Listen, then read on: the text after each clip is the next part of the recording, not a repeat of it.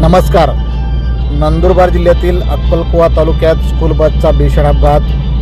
अक्कलकुवा तालुक्यातील देवगोई घाटात बस दरीत कोसळली. विद्यार्थ्यांनी भरलेली बस 100 ते 150 फूट खोल दरीत कोसळल्याने भीषण अपघात झाला आहे.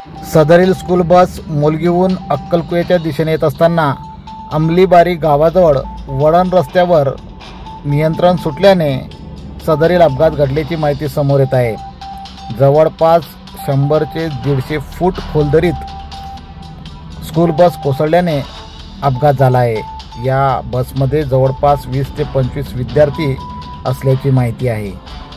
या बसमधील एका विद्यार्थ्याचा त्या ठिकाणी दुर्दैवी मृत्यू झाल्याची माहिती समोर येत आहे. तर बरेचसे विद्यार्थी गंभीर जखमी असून त्यांना अक्कलकुवा येथील ग्रामीण रुग्णालयात हलवण्यात आले आहे.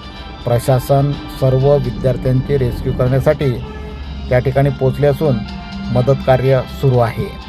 अपघातग्रस्त स्कूल बस ही दिवाळीची सुट्ट्या संपल्यानंतर विद्यार्थ्यांना परत आश्रमशाळेत घेऊन जात असताना सदरील अपघात झाला आहे.